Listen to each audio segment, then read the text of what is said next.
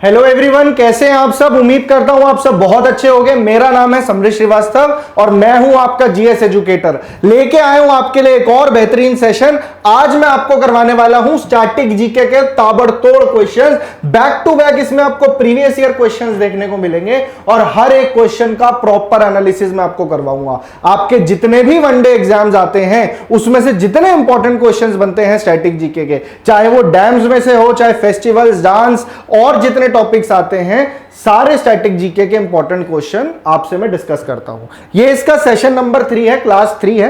वैसे complete course चल रहा अभिनंदन बैच के अंदर, तो वो सारे लेक्चर्स आप कहां पे एक्सेस कर सकते हो, इसी वीडियो के डिस्क्रिप्शन में जाएंगे तो प्लेलिस्ट बनी होगी जनरल स्टडीज बाय समृद्ध सर। उसमें 50 के करीब लेक्चर्स हैं, 20-30 लेक्चर्स और आएंगे और आप जनरल अवेयरनेस में एकदम परफेक्ट हो जाओगे। ठीक है ना। चले आज फटाफट से टॉपिक शुरू करते हैं, बाकी बातें लेक्चर के बीच में करेंगे। क्वेश्चंस आपके सामने फ्लैश होंगे, आपने पहले पॉज करके खुद सॉल्व करना है, उसके बाद आपने चीजों को सुनना है। ठीक है, नहीं आता तो देखते रहना। Which is the highest airport in India. अब इस टाइप के क्वेश्चन पेपर में बहुत आते हैं, हाईएस्ट, टॉलेस्ट, लार्जेस्ट। इसके लिए मैंने अलग से सेशन भी करा रखा है। स्टैटिक जीके के अलग टॉपिक्स, पॉलिटी, हिस्ट्री के सबके अलग टॉपिक्स भी कराए हुए हैं। अभी मिक्स सेट ऑफ क्वेश्चंस आएंगे। तो हाईएस्ट एयरपोर्ट पूछ रहा है इंडिया का, तो यहां पे बात हो रही है कुशोक बकुला रिम्पोचे एयरपोर्ट की। तो आप इस एयरपोर्ट का नाम याद रखोगे। देखिए कितना लंबा नाम है, तो कुशोक बकुला रिम्पोचे एयरपोर्ट। अब यह सवाल बन सकता है कि इंडिया का हाईएस्ट एयरपोर्ट है कहां पे, तो यह है लद्दाख के अंदर, लेह में। ठीक है जी, तो ये एक क्वेश्चन बन सकता है, इसका आंसर आपको मिल गया। दूसरा, इसका एक्चुअल में कितनी हाइट पे है ये, तो 3256 3256 मीटर अबव सी लेवल। तो इतनी हाइट पे आप इमेजिन करके देखो कि यहां पे इन्होंने एयरपोर्ट बनाया हुआ है। ठीक है ना। तो इंडिया का हाईएस्ट एयरपोर्ट कुशोक बकुला रिम्पोचे एयरपोर्ट, जो लेह लद्दाख के अंदर है। ठीक है। बाकी इसमें ऑप्शन में आपको दिख रहा होगा एक ब्लेजेक एयरपोर्ट, ये आपको मिल जाएगा मेघालय में। तो नाम भी पूछ सकता है डायरेक्टली कि ब्लेजेक कहां पे है, तो मेघालय के अंदर ब्लेजेक है। और कारगिल एयरपोर्ट और भुंतर एयरपोर्ट आपको पता ही है कि हिमाचल प्रदेश का फेमस एयरपोर्ट है भुंतर एयरपोर्ट। अच्छा, अगर आपसे पूछ ले कि ये तो हो गई इंडिया की बात, अगर आपसे पूछ ले कि पूरी दुनिया का हाईएस्ट लेवल पे एयरपोर्ट कहां पे मिलेगा आपको, तो वो आपको चाइना में मिलेगा। उसका नाम है Daocheng Yading. Daocheng Yading airport है और ये कहां पे है, नाम से ही पता लग रहा है कि भैया चाइनीज नाम है, तो चाइना के अंदर ये एयरपोर्ट है और ये दुनिया का सबसे हाइट पे बना हुआ एयरपोर्ट। इस क्वेश्चन में इतना ही था, आगे देखते हैं और क्वेश्चंस देखते हैं और जितनी इंफॉर्मेशन हमारे क्वेश्चन से एक्सट्रैक्ट कर पाएंगे, कोशिश मैं ये करूंगा जहां से इंफॉर्मेशन निकलेगी मैं आपको 10 से 12 एक्स्ट्रा चीजें बताऊंगा और वो सारी एग्जाम पॉइंट ऑफ व्यू से इंपॉर्टेंट होगी। Which among the following national parks does not lie in Uttarakhand. तो उत्तराखंड के नेशनल पार्क्स के बारे में पूछ रहा है। अब ये नेशनल पार्क के अंदर एक्चुअली में होता क्या है, कंसेप्ट क्या है। नेशनल पार्क में जो वाइल्ड लाइफ है, जो एनिमल्स है, उनको उनके नेचुरल इन्वायरमेंट में संरक्षण दिया जाता है, कंजर्वेशन दिया जाता है। और इस टाइप की कंजर्वेशन को कहते हैं इन सीतु। इन सीतु यानी कि उनके अपने एनवायरनमेंट में कंजर्व किया जाता है। जब आप एनिमल्स को जूज में रखते हो, एक्वेरियम में रख लिया, बोटानिकल गार्डन्स में रख लिया, इसका मतलब कि आर्टिफिशियल सेटअप है। तो इस टाइप के कंजर्वेशन को एक्स सीतु कहा जाता है। समझ गए। तो इन दोनों में डिफरेंस याद रखना। और एक बार अगर किसी को नेशनल पार्क का दर्जा मिल गया तो वहां पे ह्यूमन एक्टिविटीज को कम कर दिया जाता है, वहां पे कल्टीवेशन नहीं की जा सकती, वहां पे हंटिंग, पोचिंग, ऐसी चीजें नहीं होंगी। तो ये कंसेप्ट है नेशनल पार्क का। अब अगर आपसे स्टैटिक का क्वेश्चन बनेगा डायरेक्ट फैक्चुअल, तो वो क्या क्या बन सकता है, इस क्वेश्चन के थ्रू कुछ एक पॉइंट्स में आपको बता देता हूं। नेशनल पार्क अगर पूछ ले लेटेस्ट अभी इंडिया में कितने हैं, तो जो लिस्ट के अंदर है कुल मिला के 108 नेशनल पार्क्स हैं। 2023 की मैं बात कर रहा हूं। ठीक है ना। अब अगर मैं आपको बताऊं उत्तराखंड के नेशनल पार्क्स, तो एक काम करते हैं, उत्तराखंड के सारे नेशनल पार्क्स हम लिख लेते हैं, तो फिर आप आराम से आंसर बता दोगे। तो सबसे पहले लिखिए आप Gangotri national park. Gangotri national park, यहां पे भी बहुत अच्छी वाइल्ड लाइफ देखने को मिलेगी आपको गंगोत्री नेशनल पार्क में। दूसरे पे आप लिख लीजिए वैली ऑफ फ्लावर्स। ये अपने आप में डायरेक्ट क्वेश्चन बनता है पेपर में, वैली ऑफ फ्लावर्स कहां है। नंदा देवी नेशनल पार्क कहां है, नंदा देवी, जो एक पीक है नंदा देवी, उसी के इर्द गिर्द ये नेशनल पार्क बना हुआ है। और नंदा देवी की अगर मैं बात करूं तो इंडिया का सेकंड हाईएस्ट माउंटेन पीक है, सेकंड हाईएस्ट है। और फर्स्ट नंबर पे कौन सा भैया, तो वो है कंचनजंगा। ठीक है, कंचनजंगा सिक्किम में। गंगोत्री हो गया, वैली ऑफ फ्लावर्स हो गया, नंदा देवी हो गया। एक सबसे इंपॉर्टेंट है राजाजी नेशनल पार्क, ये भी कई बार एग्जाम में है, राजाजी नेशनल पार्क। कुल मिला के 6 नेशनल पार्क है उत्तराखंड में जो आपको याद रखने हैं। फिर आता है आपका वैली ऑफ फ्लावर्स हो गया, गोविंद पशु विहार, ये भी वही है, गोविंद पशु विहार। और last but not the least which is Jim Corbett national park, और ये काफी इंपॉर्टेंट है, काफी टूरिज्म भी होता है यहां पे। और जिम कॉर्बेट अगर आपसे एग्जाम में पूछे क्वेश्चन कि इंडिया का सबसे पहला नेशनल पार्क कौन सा था, तो भैया वो जिम कॉर्बेट नेशनल पार्क ही था। और ईयर अगर पूछ ले कि कब इसकी स्थापना हुई थी, तो जिम कॉर्बेट नेशनल पार्क बना 1936 में। तब इसका नाम जिम कॉर्बेट नहीं था, तब इसका नाम था हेली नेशनल पार्क। तो डायरेक्टली ये भी पूछ सकता है क्वेश्चन कि पहले जिम कॉर्बेट का क्या नाम था, तो हेली नेशनल पार्क। अब आपके सामने सारे नेशनल पार्क है, अब इस क्वेश्चन का आंसर बताइए। तो इस क्वेश्चन का आंसर हो जाएगा ऑप्शन सी, यानी गोरुमारा नेशनल पार्क। गोरुमारा, बक्सा, ठीक है, ये सारे जो नेशनल पार्क है सब वेस्ट बंगाल के।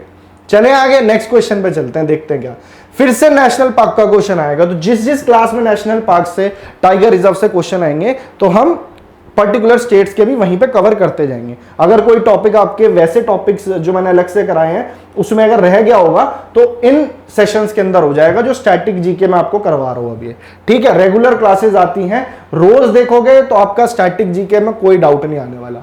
Which among the following states has the highest number of national parks in India. पूछ रहा है इंडिया के अंदर सबसे ज्यादा नेशनल पार्क कौन सी स्टेट में पाए जाते हैं। देखिए 2 जगह पे सबसे ज्यादा नेशनल पार्क मिलेंगे। यूनियन टेरिटरीज की बात करूं तो अंडमान एंड निकोबार में वहां पे 9 नेशनल पार्क है। और अगर मैं मध्य प्रदेश की बात करूं तो मध्य प्रदेश इसका आंसर है, और मध्य प्रदेश में कुल मिला के अभी 10 नेशनल पार्क हैं। तो 10 में से हम कोशिश करते हैं सारे मैं आपको बता दूं, जितने इंपॉर्टेंट है वो तो लिख ही लेना। तो नंबर 1 पे हम लिखेंगे सबसे पहले बांधवगढ़ नेशनल पार्क, काफी इंपॉर्टेंट है, मध्य प्रदेश के सारे ही, तो ये याद रखना है, बांधवगढ़ नेशनल पार्क। तो एक हो गया। दूसरे पे आप लिख लीजिए ओमकारेश्वर नेशनल पार्क। इसको आप ऐसे भी याद कर सकते हो कि ओमकारेश्वर ज्योतिर्लिंग आपको कहां मिलता है, 2 ज्योतिर्लिंग है एमपी में, ओमकारेश्वर और महाकालेश्वर। तो ओमकारेश्वर नाम से नेशनल पार्क भी एमपी में चला गया। फिर आएगा आपका कान्हा, फिर आप लिख लीजिए कूनो, ये दोनों मिलते जुलते नाम है के से, कान्हा कूनो। फिर 2 आएंगे पीपी, पन्ना और पेंच, कान्हा कूनो पन्ना पेंच। फिर आप लिख लीजिए सतपुरा की पहाड़ियां वहीं पे हैं, तो वहां पे भी नेशनल पार्क है सतपुरा नाम से। फिर आप एक लिखेंगे मांडला नेशनल पार्क। एक आप लिखिए संजय नेशनल पार्क, और एक लिख लीजिए वन विहार। आई थिंक 10 के 10 मैंने आपको लिखवा दिए हैं। अब ये 10 अलग अलग क्वेश्चन आपसे बन सकते हैं, रिवाइज कर लो। बांधवगढ़, ओमकारेश्वर, कान्हा, कूनो, पन्ना, पेंच, सतपुरा, मांडला, संजय, वन विहार। ये 10 के 10 नाम इंपॉर्टेंट है एमपी के नेशनल पार्क के। और एक क्वेश्चन अब मैं आप लोगों से पूछता हूं, उसका आंसर मुझे कॉमेंट सेक्शन में चाहिए। एक बहुत फेमस राइटर है रुडयार्ड किपलिंग, उन्होंने किताब लिखी थी द जंगल बुक, जिसमें आप मोगली वगैरह की स्टोरीज देखते हो। तो वो किताब उन्होंने कौन से नेशनल पार्क से इंस्पायर होके लिखी है, ठीक है। तो वो जो स्टोरीज है कहां से वो इंस्पायर हुए थे, तो उसका आंसर आपको मुझे कमेंट सेक्शन में देना है। लेना देना उसका एमपी से ही है, ठीक है जी। उसका आंसर मुझे कमेंट सेक्शन में चाहिए, जिसने आंसर दिया उसका मैं नाम अगली क्लास में लूंगा। चलते हैं नेक्स्ट क्वेश्चन पे। मौलिंग नेशनल पार्क कहां पे है, तो चारों ऑप्शंस में मुझे नॉर्थ ईस्ट स्टेट्स दिख रही हैं। नॉर्थ ईस्ट में बहुत ज्यादा नेशनल पार्क्स नहीं है, पर जितने हैं बहुत इंपॉर्टेंट हैं। तो एक एक स्टेट के मैं आपको सारे लिखवा देता हूं, तो आपको पूरा नेशनल पार्क एक तरीके से रिवाइज हो जाएगा। असम में कौन कौन से हैं, तो असम में आपने सबसे इंपॉर्टेंट लिखना है जो वन हॉर्न राइनोसोरस के लिए भी फेमस है, काजीरंगा नेशनल पार्क, ठीक है, तो सबको नाम पता होगा। फिर है मनास, फिर है राजीव गांधी ओरांग नेशनल पार्क, ओरांग, ठीक है। एक हो गया काजीरंगा, मनास, ओरांग, एक आप लिख लीजिए दिब्रू साइकोवा, दिब्रू साइकोवा, और एक आपको याद लिखना है नामेरी, नामेरी। ठीक है जी, तो ये आपके असम के 5 नेशनल पार्क्स हैं जो आपको याद रखने हैं। नेक्स्ट ऑप्शन पे चलते हैं, बी पे। ठीक है, एक आंसर के साथ साथ आप बाकी क्वेश्चन भी अपने साथ ले जाओ। अरुणाचल प्रदेश, तो इस क्वेश्चन का आंसर हो जाएगा अरुणाचल प्रदेश। इसके अंदर 2 नेशनल पार्क याद रखने हैं, तो इसको आप ऐसे याद रख सकते हो, अरुण नाम की मूली। कैसे? अरुण नाम की मूली, नाम का मतलब नामडाफ, नाम डाफा नेशनल पार्क, और मूलिंग से, मूली से हो गया moulding national park, moulding national park. Arun नाम की मूली अरुणाचल प्रदेश में है, नामडफ और मौलिंग नेशनल पार्क। फिर बात आती है मणिपुर की। मणिपुर से एक क्वेश्चन और इंपॉर्टेंट बन जाता है। मणिपुर के अंदर एक सबसे इंपॉर्टेंट लेक आपसे बार बार पूछता है, कौन सी लेक है? लोकटक लेक है। ठीक है, largest fresh water lake of north east India. ये सारी लेक्स, फ्रेश वाटर लेक कौन सी है, ब्रैकिश वाटर लेक कौन सी है, सॉल्ट वाटर लेक कौन सी है, वर्ल्ड लेवल पे कौन सी है, इसमें हमेशा एक कंफ्यूजन बना रहता है बच्चों के, और वो कंफ्यूजन आपका मैंने लास्ट सेशन में दूर कर दिया है। वो सेशन जरूर देख लेना, वो लेक्चर जरूर देख लेना, इसी वीडियो के डिस्क्रिप्शन में प्लेलिस्ट है, उसमें आखिरी में आपको मिल जाएगा। ठीक है, स्टैटिक जीके की ये जो ताबड़तोड़ सेशन है। मणिपुर की अगर मैं बात करूं तो मणिपुर में आपको याद रखना है केबुल लैमजाओ। अभी आपको समझ में आएगा मैं क्यों बता रहा था आपको लोकटक लेक के बारे में। केबुल लैमजाओ नेशनल पार्क, ये दुनिया का इकलौता ऐसा नेशनल पार्क है जो कि एक फ्लोटिंग नेशनल पार्क है। ये तैरता रहता पानी के ऊपर, यानी उसी लेक के ऊपर जिसका मैं नाम ले रहा था, लोकटक लेक पे यही नेशनल पार्क है। तो इस तरीके से भी क्वेश्चन एग्जामिनर पूछ सकता है, बिल्कुल पूछ सकता है। अब बात करते हैं मिजोरम की। तो मिजोरम से आपको 2 नेशनल पार्क याद रखने हैं, एक तो मुरलेन, मुरलेन नेशनल पार्क, और पवंगपुई, पवंगपुई, ये थोड़ा सा, ठीक है, मुरलेन MURLEN, पवंगपुई PHAWNAPUI, पवंगपुई। ठीक है जी, ठीक है। अब आगे आते हैं कहानी पे। तो ये मैंने आपको देखिए कितने नेशनल पार्क बता दिए, असम के बता दिए 5, अरुणाचल के 2, 7, मणिपुर का 1, 8, मिजोरम के 2, 10 क्वेश्चन एक ही क्वेश्चन के थ्रू आप ले जा रहे हो।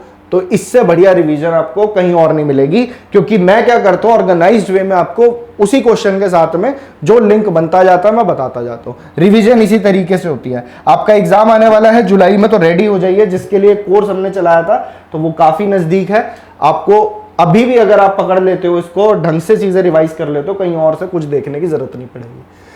International tigers day is observed on, days के सारे लेक्चर हैं, जनवरी से लेकर के आगे, जनवरी फरवरी मार्च ऐसे करके सारे लेक्चर हैं इंपॉर्टेंट डेज और थीम्स के।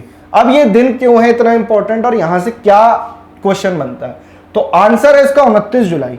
29 जुलाई को इंटरनेशनल टाइगर डे बनाया जाता है, इस चीज के लिए अवेयरनेस फैलाने के लिए कि भैया टाइगर एक बहुत ही खूबसूरत जानवर है और इसका जो है संरक्षण करना बहुत ज्यादा जरूरी है। अब इसके लिए बकायदा एक बैठक हुई थी, और यह बैठक कब हुई थी? 2010 में हुई थी।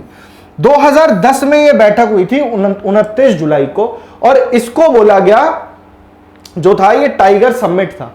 ठीक है, अब इस समिट के अंदर कुल मिला के 13 टाइगर रेंज कंट्रीज आई थी। तो इस तरीके से भी क्वेश्चन पूछा जाता है, दुनिया की कितनी कंट्रीज में टाइगर पाया जाता है, तो 13 ही ऐसी कंट्रीज हैं, साउथ ईस्ट एशियन कंट्रीज हैं सारी। तो इन 13 टाइगर रेंज कंट्रीज की मीटिंग हुई थी। कहां मीटिंग हुई थी? तो सेंट पीटर्सबर्ग में हुई थी, सेंट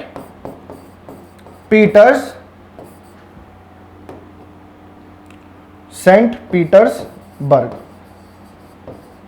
ठीक है, और ये आपको कहां पे मिलेगा? रशिया में। तो रशिया में ये मीटिंग हुई थी, और इस मीटिंग में इन्होंने क्या डिसाइड किया था कि अब टाइगर को सेव करने के लिए हर कंट्री को टारगेट दिया कि आपको T/2 करना है, यानी कि आपको टाइगर की पॉपुलेशन को डबल करना है। इसमें सबसे ज्यादा कामयाब रही इंडिया, और ये वाकई में गर्व करने वाली बात है। दुनिया के अंदर जितनी टाइगर पॉपुलेशन है उसमें से 75 से 80% डायरेक्टली आपको इंडिया में देखने को मिलती है। और इंडिया कैसे चेक करता है, देखिए इंडिया ने एक प्रोजेक्ट टाइगर चलाया था, तो ये भी पूछ सकता है कि प्रोजेक्ट टाइगर इंडिया का कब आया था, तो मैं यहां लिख देता हूं प्रोजेक्ट टाइगर। ठीक है, प्रोजेक्ट टाइगर आया 1973 में, ये ईयर आपसे पूछ सकता है। इसके अंदर टाइगर के कंजर्वेशन की बात हुई और इसी के अंतर्गत टाइगर रिजर्व्स बनाए जाते हैं। किसी नेशनल पार्क को, वाइल्ड लाइफ सेंचुरी को टाइगर रिजर्व का स्टेटस दिया जाता है। और टाइगर रिजर्व्स अभी इंडिया में टोटल कितने हैं, तो भैया 53 टाइगर रिजर्व्स हैं। 53 टाइगर रिजर्व है आज की डेट में, जब मैं आपको बता रहा हूं ये चीजें। और क्या इंफॉर्मेशन याद रखनी, तो ये समझ में आ गया कि समिट इस तारीख को हुआ था, इसलिए इंटरनेशनल टाइगर डे बनाया जाता है। और इंडिया में टाइगर्स को काउंट करने के लिए टाइगर का सेंसस होता है। जैसे सबका सेंसस होता है हर 10 साल में, वैसे ही टाइगर का सेंसस होता है हर 4 साल में। तो एक सेंसस हुआ 2018 में, तो ये आपको याद रखना है। क्या याद रखना भी बताता हूं। जो 2018 का सेंसस था इंडिया का, उसके अंदर जब काउंट किया तो टाइगर की टोटल पॉपुलेशन इंडिया में थी 2967। ठीक है, और अभी जो लेटेस्ट सेंसस हुआ है वो हुआ है 2022 में, जिसकी अब पॉपुलेशन 200 से बढ़ गई है 3167। तो ठीक है, 2018 और 2022, तो अभी इंडिया में इतने टाइगर्स हैं, ये क्वेश्चन भी पूछा जा सकता है। लेटेस्ट टाइगर सेंसस की रिपोर्ट मैं आपको दे रहा हूं। ठीक है, तो ये सारी चीजें देखिए हमने एक ही चीज से निकाल ली। आई होप आपको समझ में आया होगा। किसी भी तरह का कोई भी डाउट हो तो कमेंट सेक्शन में बिल्कुल बताया कीजिए। लेक्चर अच्छा लगता है ना, मुझे कमेंट्स चाहिए अब आपके, जरूर बताना कैसा लगा और क्या आपका फीडबैक है। आप कैसे और चीजों को, कहां दिक्कत आ रही है, क्या समझ में नहीं आ रहा, सबका इलाज मैं आपको बताऊंगा। ठीक है, what does the rings represent in the logo of Olympic games. अब ओलंपिक गेम्स की बात हो रही है और ये क्वेश्चन भी, और ये सारे जितने क्वेश्चन मैं बता रहा हूं ये मेरे बनाए हुए नहीं है, ये अलग अलग एग्जाम्स में पूछे गए हैं। किसी कांस्टेबल एग्जाम में, सीजीएल में, सीएचएसएल में, रेलवे में, डिफेंस में, जितने पेपर्स मिले मैं सबका मिश्रण लेके आया हूं आपके लिए। ओलंपिक गेम्स के अंदर आपने देखा होगा कि एक लोगो होता है, ऑडी गाड़ी में होता है ना, जैसे रिंग्स होती है, बैंगल्स जैसा होता है, तो वैसे करके कुल मिला के 5 रिंग्स होते हैं। कितने होते हैं, तो ये पूछा जा सकता है कितने रिंग्स होते हैं, 5 रिंग्स होते हैं। अब उसी रिंग्स की बात कर रहा है कि ये 5 रिंग्स एक्चुअल में किस चीज को दर्शाते हैं, क्या बताते हैं। तो पहले देख लीजिए 5 रिंग कौन कौन से कलर के होते हैं, तो वो याद रखना। सबसे ऊपर आएगा ब्लू रंग, ठीक है, फिर आपको याद रखना है, मैं कलर उस हिसाब से डाल देता हूं, देखो, फिर आपको लिखना है येलो, ठीक है, फिर उसके बाद में एक याद रखेंगे आप ब्लैक। ये इंपॉर्टेंट है क्वेश्चन, आपके प्रीवियस ईयर क्वेश्चन का ही है और ये क्वेश्चन बिल्कुल बन सकता है पेपर में। ग्रीन, ये कलर्स हैं ग्रीन, और आखिरी में आ जाएगा आपका रेड। अब इनका मतलब क्या है, तो हर एक रंग का जो रिंग है वो किसी ना किसी कॉन्टिनेंट को दर्शाता है। तो आपसे ये सवाल भी पहले बना हुआ है कि ब्लैक रंग कौन से कॉन्टिनेंट को दर्शाता है, ग्रीन रंग किस कॉन्टिनेंट को सिंबलाइज करता है। तो देख लेते हैं, ब्लू बताता है यूरोप को, यूरोप, या भूलोगे नहीं आप कभी। येलो की बात करें तो एशिया, ठीक है, ब्लैक की बात करें तो Africa, green is for Australia, Australia and Oceania, red is for America. ये आपके सामने लिखे हैं एज इट इज, आपको याद करना है, पेपर में बिल्कुल सवाल बन सकता है। 5 रंग है, 5 रिंग्स हैं और दर्शाते हैं कॉन्टिनेंट्स को। ठीक है, अंडरस्टूड। चलें आगे, चलते हैं। पूछ रहा है पहला मॉडर्न ओलंपिक गेम्स किस साल हुआ, तो फर्स्ट मॉडर्न ओलंपिक गेम्स। अब अगर ओलंपिक गेम्स को हम देखें ना तो इसकी कहानी एकदम नई नहीं है, इसकी कहानी बहुत पुरानी है। मैं बात कर रहा हूं 8th century BC. 8th century BC के अंदर सबसे पहले एंशिएंट ओलंपिक गेम्स हुए थे, एंशिएंट ओलंपिक्स, और ये कहां पे हुए थे, तो ग्रीस के अंदर। और तब से ये ट्रेंड चला कि एक ओलंपिक गेम्स हुआ करेंगे, एक सेकंड, ग्रीस में, ठीक है। और ये ट्रेंड चला लगभग आगे 12 शताब्दियों तक, 12 आगे 12 सेंचुरीज तक, यानी 4th सेंचुरी एडी तक। जब 4th सेंचुरी पर बात आई तो उस टाइम एक राजा थे, उस राजा का नाम याद रखना, थियोडोसियस वन। थियोडोसियस वन, इसने इन खेलों को बंद करा दिया और फिर ये खेल बंद हो गए। फिर ओलंपिक गेम्स दोबारा से शुरू हुए कई साल बाद, उसी को हम कहते हैं modern day Olympic games, summer Olympic games, जो कि जिनकी शुरुआत हुई, जो अभी भी होते हैं और चलते ही रहते हैं, हर 4 साल में ओलंपिक्स होते हैं। सबसे पहले मॉडर्न डे ओलंपिक्स हुए 1896 में, 1896 में। अब आपसे क्वेश्चन बनेगा, एक तो कब हुए और एक आपसे पूछेगा कि कहां पे हुए थे पहले, तो वहीं पे जहां से इसकी हिस्ट्री है, एथेंस यानी ग्रीस में, एथेंस ग्रीस में। अगली बार एथेंस में ओलंपिक्स हुए थे 2005 में, तो 1896 में हो गए एथेंस के अंदर ग्रीस में ओलंपिक्स। अगर आपसे पूछ ले कि वुमेन ने कभी, जो पहली बार फीमेल्स ने, वुमेन्स ने कब भाग लिया ओलंपिक्स में, तो 1900 में, 1900 में। और इसी साल इंडिया का एक एथलीट भी इसमें गया था, तब ब्रिटिशर का राज था, तो उनका नाम था नॉर्मन प्रिचर्ड, नॉर्मन प्रिचर्ड, ये इनका नाम था, जो पहले इंडिया की तरफ से ओलंपिक में इंडिया को रिप्रेजेंट करने गए थे। पर इंडिया का पूरा जो टीम थी वो भेजी 1920 के बाद में, ठीक है ना। तो ये बातें थी इसके हिस्ट्री से रिलेटेड। अगर आपसे पूछ ले कि ओलंपिक का, आपको लोगो बता दिया, ओलंपिक का एक मोटो भी है, तो क्या है उसका मोटो ओलंपिक का, तो वो मैं आपको बता देता हूं, वो है सिटियस, एल्टियस एंड फोर्टियस। ये भी एग्जाम में पूछा गया है। अब ये क्या है, ये लैटिन टर्म्स है, इसका मतलब होता है फास्टर, हायर और स्ट्रॉन्गर, ठीक है। फास्टर, हायर और स्ट्रॉन्गर यानी सिटियस, एल्टियस एंड फोर्टियस। अब साथ ही इसमें एक वर्ड जुड़ा है, कम्युनिटर, कम्युनिटर। अब ये कब हुआ है ऐसा, तो इंटरनेशनल ओलंपिक्स कमिटी ने, आईओसी ने, इंटरनेशनल ओलंपिक कमिटी ने ये वर्ड जोड़ा जिसका मतलब होता है टुगेदर, एक साथ। तो क्या क्या बना, फास्टर, हायर और स्ट्रॉन्गर टुगेदर। तो ये इसका मोटो है। इंटरनेशनल ओलंपिक कमिटी ने इसमें ऐड किया था 2021 में। अगर आप करंट अफेयर्स वगैरह देखते हो तो उसमें आपको पता होंगी ये चीजें। ये सारी बातें थी जो आपको ओलंपिक गेम्स के इतिहास से याद रखनी है, यहां से बिल्कुल क्वेश्चन बन सकता है। अभी मैंने बताया इंटरनेशनल ओलंपिक कमेटी के बारे में, और वो पूछ रहा है इसकी फॉर्मेशन कब हुई थी। तो इंटरनेशनल ओलंपिक कमेटी की फॉर्मेशन का ईयर जरूर याद रखना। डेट है 23 जून और ईयर है 1894 में। उसके बाद 1896 में पहले ओलंपिक्स हो गए थे।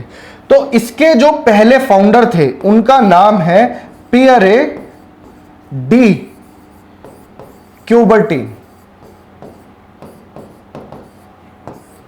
पियरे डी क्यूबर्टीन, ये याद रखना है। अगर आपसे पूछ ले इंटरनेशनल ओलंपिक कमेटी का हेडक्वार्टर्स कहां पे है, तो ये है लॉजेन। ये मैंने आपको अलग से भी एक सेशन बताया है जिसमें मैंने सारे इंपॉर्टेंट इंटरनेशनल ऑर्गेनाइजेशन आपको कवर करवाए हैं। इसी प्लेलिस्ट, जो मैं जिस प्लेलिस्ट की मैं आपसे बात कर रहा हूं, उसके स्टार्टिंग का शायद दूसरा ही लेक्चर था जब मैंने बीच में आपको ये टॉपिक कराया था। 2 लेक्चर है इंटरनेशनल ऑर्गेनाइजेशन के। One of the most important topic है ये स्टैटिक जीके का, तो जरूर से जरूर देख लेना। और अगर आप ये सेशन देखते रहते हो स्टैटिक जीके रिवीजन, तो यहां पे भी कई बार रिपीट होंगे। लॉजेन स्विट्जरलैंड में, डन। अच्छा, अभी कौन है इसके प्रेसिडेंट, करंट प्रेसिडेंट कौन है, तो करंट प्रेसिडेंट भी पूछ सकता है भाई, थॉमस बैच, थॉमस बैच, इसको अलग कर देना, ठीक है। तो ये थे इसके फाउंडर और ये है अभी के प्रेसिडेंट। 23 जून 1894, बी ऑप्शन। लॉजेन स्विट्जरलैंड में हेडक्वार्टर है इंटरनेशनल ओलंपिक कमेटी का। मोटो बता दिया, लोगो बता दिया, ईयर बता दिया, रिंग्स के बारे में बता दिया। तो अब आपको ऑलमोस्ट सब कुछ पता लग गया ओलंपिक्स की हिस्ट्री से। अब कोई क्वेश्चन आ जाए एग्जामिनर को आप आराम से जवाब दे सकते हो। Who was the first athlete from India to win an individual medal in the Olympics? अब इंडिया की तरफ से बात कर रहा है और स्पेसिफिक वर्ड इधर लिखा हुआ है इंडिविजुअल मेडल। देखिए, इंडिया ने बहुत झंडे गाड़े हैं ओलंपिक्स के अंदर और इसमें कोई दो राय नहीं है, परंतु सिर्फ एक स्पोर्ट में अब इंडिया काफी ऊपर आ गया है और धीरे धीरे आगे डेफिनेटली ग्रोथ होने वाली है इंडिया की। बट इंडिविजुअल मेडल काफी लेट आया और पहले हॉकी की जो हमारी जो टीम थी उसका कोई तोड़ नहीं था। फील्ड हॉकी की जो टीम थी मेंस की, अगर मैं हॉकी की बात करूं तो ये भी क्वेश्चन बन सकता है पेपर में, शायद से नेक्स्ट क्वेश्चन मैंने इसमें डाला भी है। तो हॉकी से रिलेटेड अगर मैं बात करूं तो इंडियन हॉकी की जो मेंस की जो टीम थी वो कुल मिला के 11 मेडल जीती है ओलंपिक्स में, 11 मेडल्स, ठीक है। अब इसमें से कुल मिला के 8 गोल्ड जीती है, मेजर ध्यानचंद का टाइम था तब, और 8 गोल्ड में से 6 गोल्ड तो कंसेक्यूटिव जीते थे इन्होंने 1928 से 1952-53 तक, और फिर 1980 में भी गोल्ड आया था मॉस्को ओलंपिक्स में। तो कुल मिला के 11 मेडल जीते हॉकी ने। ये याद रखना कितने जीते हैं, 8 गोल्ड ने, पर हॉकी एक टीम स्पोर्ट है। अब बात कर रहा है इंडिविजुअल स्पोर्ट में इंडिया का पहला मेडल कब आया और कौन लाया। तो पहला मेडल, जैसे कि सारे ही आपको ओलंपिक मेडल विनर्स हैं आपके सामने, तो केडी जादव की यहां पे बात हो रही है। केडी जादव ने इंडिया के लिए पहला ब्रॉन्ज जीता था, ब्रॉन्ज मेडल, और कब जीता था तो ये ईयर आपको याद रखना है 1952 में। ये वाले ओलंपिक्स कहां हुए थे तो ये वाले ओलंपिक्स हेलसिंकी में हुए थे। हेलसिंकी कहां की राजधानी है, फिनलैंड की राजधानी है। और जो केडी जादव ने ब्रॉन्ज जीता वो कौन सी स्पोर्ट में जीता था तो वो था रेसलिंग, रेसलिंग। और मैंने आपको इसका एग्जांपल देके पहले भी बताया था कि ये कहां से बिलोंग करते थे, कोल्हापुर से, और कोल्हापुर का निकनेम है सिटी ऑफ रेसलर्स, वहां से बहुत सारे रेसलर आए हैं। तो ये सारी कहानी थी पहले ओलंपिक मेडल की। अगर पूछ ले इंडिया से पहली वुमेन कौन थी जो ओलंपिक्स में मेडल लाई थी तो वो सन 2000 के अंदर जो सिडनी में ओलंपिक्स हुए थे, ऑस्ट्रेलिया में सिडनी में ओलंपिक्स हुए थे, तो वेट लिफ्टिंग में कर्णम मल्लेश्वरी, उनकी फील्ड भी पूछी जाती है, कर्णम मल्लेश्वरी। ये सब अपने आप में एक क्वेश्चन एग्जामिनर पूछ सकता है, और ये किस में लाई थी, वेट लिफ्टिंग में, ठीक है जी। तो ये भी एक ब्रॉन्ज मेडल जीत चुके हैं इंडिया के लिए ओलंपिक्स में, and she was the first women to win a medal in modern day Olympics. चले आगे, वही क्वेश्चन आ गया ना, India has won how many gold medals in hockey at summer Olympics. तो ये सारी चीजें हम रिवाइज कर चुके हैं, आंसर आपके सामने है, 8 गोल्ड मेडल इंडिया जीता है, प्रीवियस ईयर क्वेश्चन है। तो देखा, एक क्वेश्चन के थ्रू ही सारी चीजें पे हमने टच कर लिया। Next question, who among the following was the first Indian to go into space. ये भी काफी रिपीटेड क्वेश्चन है। स्क्वाड्रन लीडर थे एयरफोर्स के अंदर राकेश शर्मा। राकेश शर्मा जो थे वो एयरफोर्स में थे और इनको इंडिया की तरफ से पहली बार स्पेस में भेजा गया था। तो ये जो थी डेट 3 अप्रैल की थी 1984। 1984, थोड़े दिन बाद इंदिरा गांधी की भी डेथ हो गई थी। तो उस वक्त राकेश शर्मा जब स्पेस में गए थे, तो ये पूछ सकता है किस कंट्री के साथ में उनका पैचअप था, किसके साथ गए थे, तो सोवियत यूनियन थी तब, जो रशिया है सोवियत यूनियन। तो इनका एक रॉकेट था, उस रॉकेट का नाम पूछ सकता है, उस रॉकेट का नाम है सोयूज T11। तो इस रॉकेट में पहली बार इंडियन जो है कोई वो स्पेस में गया था, और वहां जाके एक टेलीविजन पे, एक लाइव टेलीविजन पे कन्वर्सेशन हुआ इंदिरा गांधी जी का राकेश शर्मा के साथ। जब राकेश शर्मा ने मोहम्मद इकबाल की बड़ी फेमस लाइनें कही थी कि इंडिया ऊपर से कैसा लग रहा है देखने में, इंदिरा गांधी जी ने पूछा था कि आप ऊपर बैठे हो इतनी ऊंचाई से, आपको इंडिया कैसा लग रहा है, तो इन्होंने बड़ा अच्छा बोला था कि सारे जहां से अच्छा हिंदुस्तान हमारा, ठीक है, सारे जहां से अच्छा हिंदुस्तान हमारा। और ये जो लाइंस हैं किसकी है, मोहम्मद इकबाल की। ये क्वेश्चन भी इधर उधर से बन सकता है। विक्रम साराभाई कौन है, father of Indian space programme. चले आगे, नेक्स्ट क्वेश्चन। बस 1-2 क्वेश्चन और बचे हैं, उसके बाद आपका लेक्चर वाइंड अप है। फिर कल से आऊंगा और बेहतरीन क्वेश्चन और बढ़िया एनालिसिस लेकर के। तो अगर इस लेक्चर सीरीज से जुड़े रहोगे तो फायदे में रहोगे। उसके लिए चैनल सब्सक्राइब हो जाना चाहिए अभी के अभी, और बेल आइकन को जरूर दबा देना, तभी चीजें समझ में आएंगी। Who was the first chief justice of India. अब चीफ जस्टिस ऑफ इंडिया की बात हो रही है। चीफ जस्टिस ऑफ इंडिया होता कौन है, जो सुप्रीम कोर्ट का सीनियर मोस्ट जज होता है, जो सबसे ऊपर की पोजीशन होती है। सुप्रीम कोर्ट आर्टिकल नंबर 124 में आता है संविधान के, ठीक है। और सुप्रीम कोर्ट की स्थापना कब करी गई थी तो सुप्रीम कोर्ट को पहले फेडरल कोर्ट कहा जाता था। क्या कहा जाता था? Federal court. फेडरल कोर्ट जो था ये गवर्नमेंट ऑफ इंडिया एक्ट के थ्रू आया था 1937 में, पर जब भारत आजाद हुआ उसके बाद इसका नाम सुप्रीम कोर्ट हुआ, और तब से जब पहली मीटिंग हुई वो 28 जनवरी को हुई, यहां से इसकी वर्किंग शुरू हुई 28 जनवरी 1950 से। और तब संविधान में लिखा था कि जो टोटल स्ट्रेंथ है जजेस की वो रहेगी कितनी? 7+1, यानी कि 7 अदर जजेस होंगे और एक चीफ जस्टिस ऑफ इंडिया होगा। पर ये पावर पार्लियामेंट के पास होती है कि as per the requirement over the time कोई लॉ ला करके अगर जजेस की स्ट्रेंथ बढ़ानी है। तो प्रेजेंट डे जो जजेस की स्ट्रेंथ है वो 34 है, 33+1 चीफ जस्टिस ऑफ इंडिया। अब क्वेश्चन पूछ रहा है कि आजाद भारत के सबसे पहले चीफ जस्टिस ऑफ इंडिया कौन थे? तो उनका नाम था हरिलाल जय किशनदास कानिया, HJ कानिया। बहुत बार क्वेश्चन पेपर में आया है। और अगर मैं अभी करंट सिनेरियो की बात करूं तो अभी जो है वो 50th चीफ जस्टिस है इंडिया के, 50वें नंबर पे हैं। तो इनका क्या नाम है? इनका नाम है आपका DY चंद्रचूड़, DY चंद्रचूड़। इनसे पहले उदय उमेश ललित थे, वो छोटा सा टेन्योर था उनका, और उससे पहले 48 पे थे NV रमन्ना। ठीक है, और सुकुमार सैनिक यहां पे दिख रहा है। ये क्वेश्चन भी स्टैटिक का है। ये आपसे क्या बनता है कि first chief election commissioner of India was Sukumar Sen. Supreme court के जजेस को कौन अपॉइंट करता है? प्रेसिडेंट करता है। कॉलेजियम सिस्टम होता है पूरा, और सुप्रीम कोर्ट से लेके पार्लियामेंट से लेके प्रेसिडेंट के एक एक इंपॉर्टेंट बातें बहुत ही कम टाइम पे मैंने आपको इसी लेक्चर सीरीज में शुरू में जो पॉलिटिकल लेक्चर्स मिलेंगे आपको वहां से कर लोगे। पहले हिस्ट्री कराई है, मॉडर्न हिस्ट्री खत्म हुई, फिर पॉलिटी कराया। अब मैं आपको मिक्स सेट ऑफ क्वेश्चंस करवा रहा हूं, तो इसी के थ्रू आपकी जो बची कुछ जनरल अवेयरनेस है एकदम टिच कर दूंगा मैं आपकी। उसके लिए आपको रोज सेशन से जुड़ना है। अब यहां तक लेक्चर देखा है तो 1 सेकंड के लिए बस और रुकना, फिर आपको मैं बढ़िया चीज बताता हूं। देखें, जिस सीरीज में आप ये लेक्चर देख रहे हो, जो बच्चे पहली बार आए हैं उनको मैं बता रहा हूं कि भैया ये अभिनंदन बैच है हमारा, और इसके अंदर आपकी क्लासेस हो रही है जिसमें हम CGL 2023 को टारगेट कर रहे हैं। पर सिर्फ इसी एग्जाम को नहीं, इस कोर्स के थ्रू आप और दूसरे जो वनडे एग्जाम्स हैं, CHSL हो गया, MTS हो गया, रेलवे हो गया, FCAT हो गया, CDS, CPF, DSSB, जो एग्जाम में आपके कॉमन सिलेबस आता है, आप उस पेपर को टारगेट कर सकते हो इस कोर्स के थ्रू। 79 दिनों के अंदर आपकी तैयारी कराई जा रही है। मैं आपको पूरी फैकल्टी से मिलवाता हूं। मेरा तो लेक्चर आपने देखा अभी, तो मेरा लेक्चर अभी शाम को 6 बजे आता है। इन फ्यूचर टाइम चेंज हो सकता है, पर रिकॉर्डेड सेशन है, आपका जब मन करे आप देख सकते हो, पर जल्दी इनको कवर कर लोगे तो बेटर रहेगा। तो जनरल अवेयरनेस मेरे सब्जेक्ट है, history, polity, geography, static, GK. उसके बाद में आते हैं आपके अभिषेक सर। तो अभिषेक सर का सेशन रोज 7 बजे आता है। इनकी प्लेलिस्ट भी आपको इसी वीडियो के डिस्क्रिप्शन बॉक्स में मिलेगी।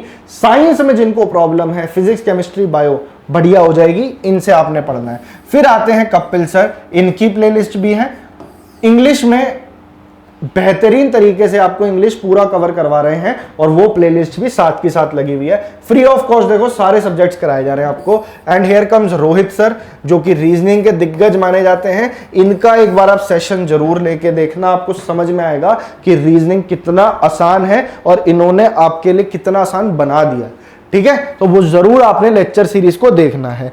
अब अगर आपको आज वाला लेक्चर पसंद आया तो ये जो सारे क्वेश्चंस का कॉम्पाइलेशन है with concept building question topic wise, तो एक किताब है रेडियन बुक कंपनी की, स्टैटिक जनरल नॉलेज। इस किताब का खरीदने का लिंक भी आपको नीचे मिल जाएगा अमेजोन और फ्लिपकार्ट से। बहुत नॉमिनल रेट है इस बुक के, और मैं गारंटी देता हूं 1 महीना भी अगर आपने इस बुक को पढ़ लिया, 1 घंटा रोज देने की जरूरत है, इससे ज्यादा ये बुक टाइम नहीं लेगी। बहुत मोटी किताब नहीं है, पर बहुत वैल्यूएबल बुक है। स्टैटिक जीके के जो 8 से 10 क्वेश्चन आते हैं ना आपके पेपर में, 99% एक्यूरेसी के साथ करके आओगे, इस बात की गारंटी है। टॉपिक वाइज सारे क्वेश्चन है, कंसेप्ट बिल्डिंग क्वेश्चन है, और फिर प्रीवियस ईयर क्वेश्चंस के प्रैक्टिस सेट है। ठीक है, तो आज का लेक्चर यहीं तक था। उम्मीद करता हूं आपको अच्छा लगा है। इस तरह के और लेक्चर्स देखने के लिए channel subscribe plus check the playlist, और कल मिलूंगा आपसे फिर इसी टाइम पे। Thank you so much, keep learning. Thank you.